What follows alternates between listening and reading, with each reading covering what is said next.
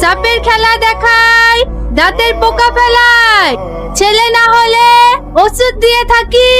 ও বেদিনী মা, একটু এদিকে আসেন, একটু ভিতরে আসেন। চল দেখি, বল তোর কি সমস্যা। আজ 10 বছর বিবাহ হয়ে গেল, এখনো বাচ্চার মা হতে পারলাম না। আমি কি মা হতে পারবো না? পারবে পারবে, অবশ্যই মা হতে পারবে। দিমা যখন চলে এসেছে তোর আর কোনো চিন্তা ক্লাই বটে, কিন্তু তোকে একটু খরচ করতে হবে। পারবি তো 501 টাকা ইনামি দিতে? আমি সব পারবো বোন, আমি শুধু মা হতে চাই। এই লে, এই ওষুধগুলো বাসি পেটে খাবি, আশা করি তুই মা হয়ে যাবি। তাড়াতাড়ি চলো দিদিমা। এ দিদি, আমাদের টাকাটা দিয়ে দে, আমরা চলে যাব।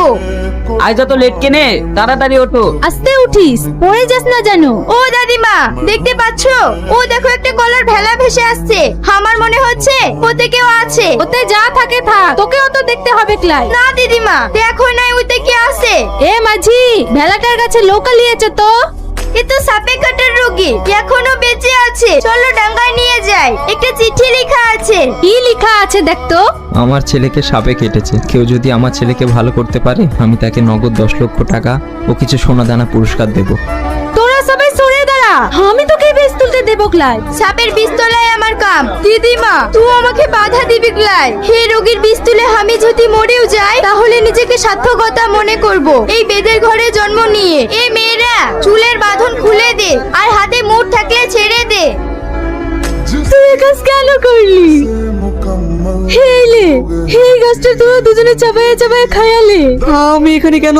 সে অনেক কথা বাবা, তুই বাড়ি চ, সব বলবো। এ সালমা, তাহিন তো এখন পুরোপুরি সুস্থ, ওর বাড়িতে খবর দে, ওকে এসে নিয়ে যা। ঠিক আছে দিদিমা, আমি ওর বাড়িতে খবর পাঠাচ্ছি। না সালমা, আমি এখান থেকে কোথাও যাব না। যাবি ক্লয় মানে? থাকবি কুথে? আমাদের বাড়ি ঘর লাই, পারবি তো এই কুড়ে ঘরে থাকতে? এখানে কেন? তুমি বাসে থাকলে আমি জঙ্গলেও থাকতে রাজি আছি। তুই জমিদারের ছেলে আছি বটে, তুই কেন এখানে পড়ে থাকবি বল? তোমাকে আমি ভীষণ ভালোবেসে ফেলেছি। আমরা তো ভীষণ গরিব আছি বটে, আর গরিব বড় লোকে কখনো ভালোবাসা হয় না। সাহিন যখন যেতেই চাইছে না, ও আমার কাছেই থাক। দিদিমা, তুমি খুব ভালো, ভীষণ ভালো। আচ্ছা দিদিমা, তুমি আমাকে সাপ ধরা, বিন বাজানো শিখিয়ে দেবে?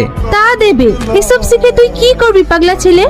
সালমা, আমি আর চলতে পারছি না, ওইখানে বসে একটু বিশ্রাম নিলে খুব ভালো হতো। ঠিক আছে চল, তোর খুব কষ্ট হচ্ছে লাই, আমি জানতাম তুই এখানে থাকতে পারবি ক্লাই। না সালমা, আমার কোনো কষ্ট হচ্ছে না। তোমার ওই চাঁদ মুখটা দেখলে আমার সব কষ্ট দূর হয়ে যায়। তুই আমাকে এত ভালোবাসিস, কিন্তু আমার ভীষণ ভয় হয়। কিসের ভয় সালমা? তোকে হারানোর ভয়। তুই আমাকে কোনোদিন ছেড়ে যাবি না তো? যদি ছেড়ে চলে যাস তাহলে আমি শেষ হয়ে যাব। না সালমা, তুমি আর আমি জীবনের সঙ্গীও থাকবো, কখনো তোমাকে ছেড়ে যাব না। তুই সত্যি বলছিস তো?